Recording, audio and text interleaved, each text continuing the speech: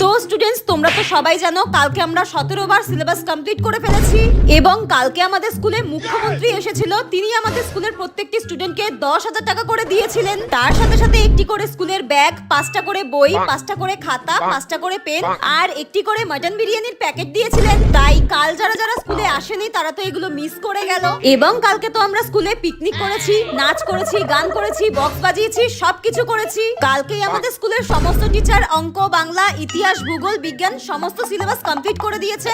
আর কালকেই বলে দেওয়া হয়েছে আজকে এক্সাম নেওয়া হবে। আর কালকে যারা যারা স্কুলে আসেনি তাদেরকে কোনো ছাড় দেওয়া হবে না, তাদেরকে ডবল পানিশমেন্ট দেওয়া হবে।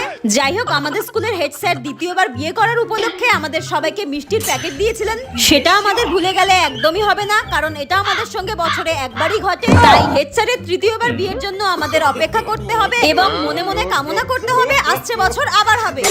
আমি এই পাগলখানা স্কুলে আর